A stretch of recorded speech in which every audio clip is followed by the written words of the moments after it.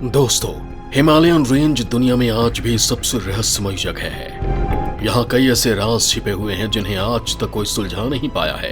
इस रेंज में जो भी कोई झांकता है तो उसे एक से बढ़कर एक ऐसे रहस्य देखने को मिलते हैं कि हैरानी ही हाथ लगती है।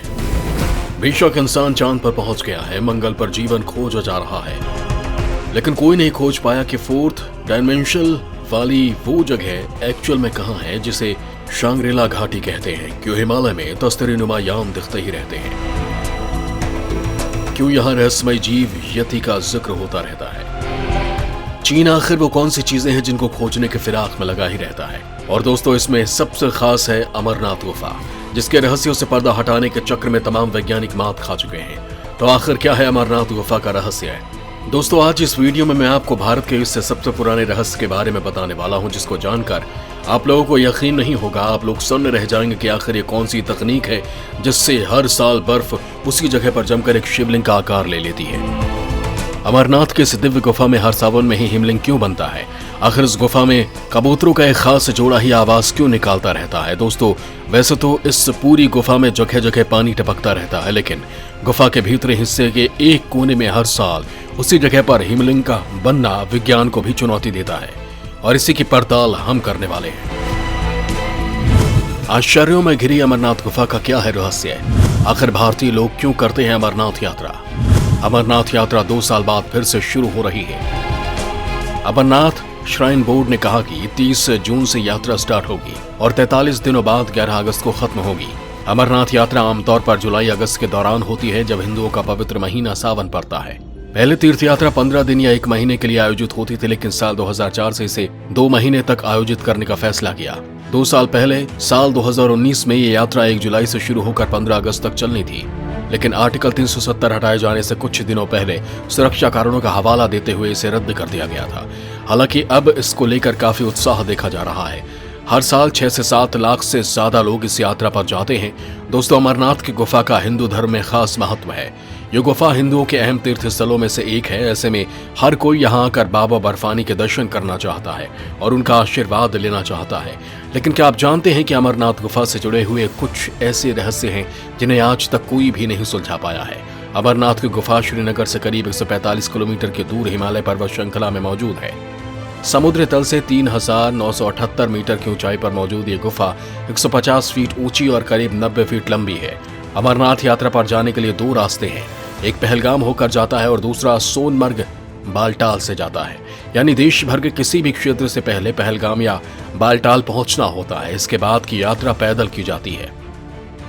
गुफा कितनी पुरानी है इसका कोई ठोस जवाब तो नहीं है, लेकिन कहा जाता है कि बूटा मलिक के जरिए 18वीं सदी में इस गुफा के अस्तित्व का पता चला।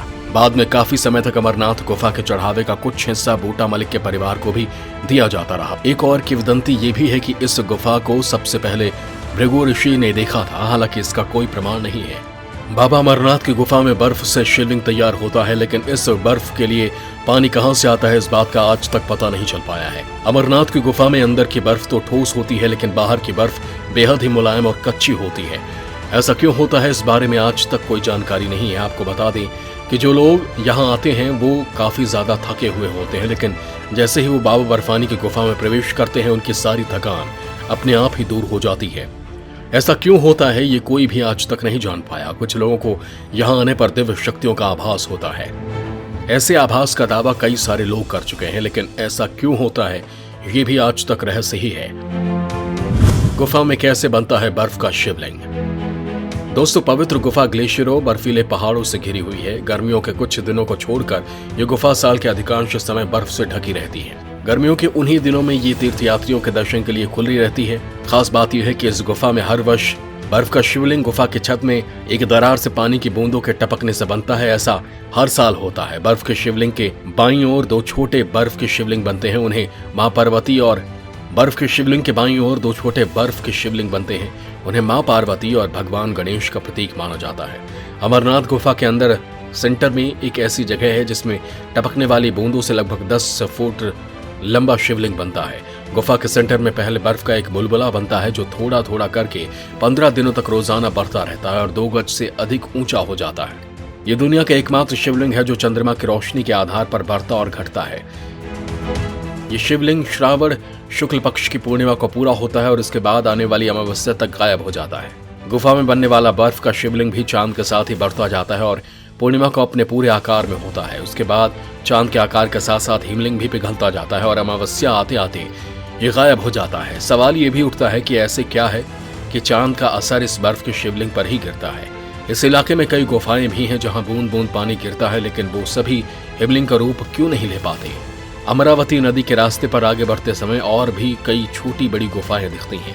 वो सभी बर्फ से ढकी हैं और वहां पर छत से बूंद बूंद पानी टपकता है, लेकिन वहां कोई शिवलिंग नहीं बनता। बीते कई सालों से हिमलिंग यात्रा के खत्म होने से पहले ही पिघल जाता है। इसकी बड़ी वजह लगातार श्रद्धालुओं का बढ़ना और गुफा के आसपास का तापमान ज्यादा होना है। गुफा में शिवलिंग के प्रतीक हिमलिंग के साथ ही 2 और हिमलिंग भी बनते हैं जिन्हें पार्वती और गणेश का प्रतिरूप माना जाता है। गुफा में मौजूद कबूतरों का रहस्य। कहा जाता है कि एक बार माता पार्वती ने महादेव से पूछा कि ऐसा क्यों है कि आप अजर अमर हैं और आपके गर्दन में पड़ी नरमुंड की माला का रहस्य क्या है।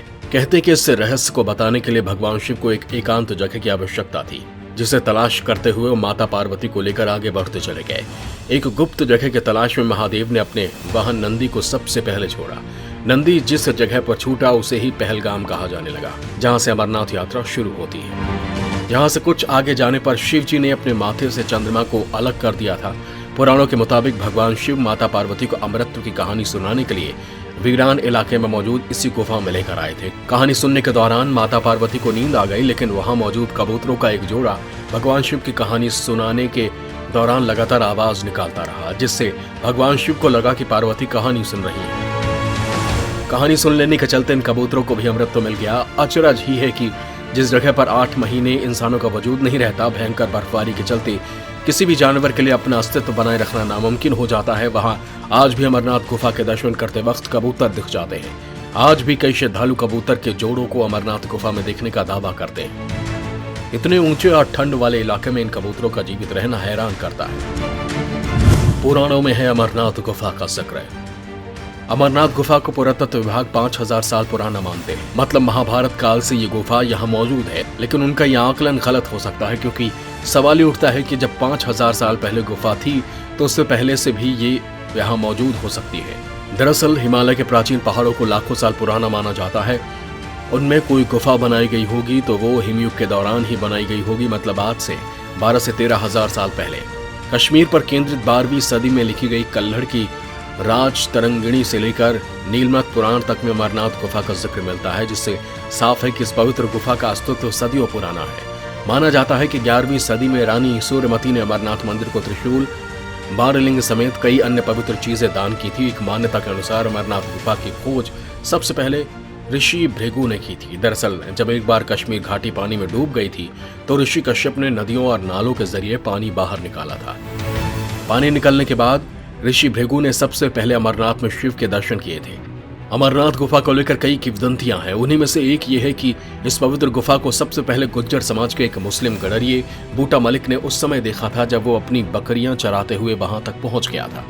एक अंग्रेज लेखक लॉरेंस अपनी किताब वैली ऑफ कश्मीर में लिखते हैं कि पहले मट्टन के कश्मीरी ब्राह्मण अमरनाथ के तीर्थयात्रियों को यात्रा कराते थे। बाद में बटकुट में मलिकों ने यह जिम्मेदारी संभाल ली, क्योंकि रास्ते को बनाए रखना और गाइड के रूप में काम करना उनकी जिम्मेदारी थी। मलिकों को मौसम की जानकारी भी होती थी। आज भी चौथाई चढ़ावा इस मुसलमान गडरिये के वंशजों को ही मिलता है। सिस्टर निवेदिता ने notes of some wandering with Swami Vivekananda में 1898 में स्वामी विवेकानंद के अमरनाथ गुफा जाने का जिक्र किया है।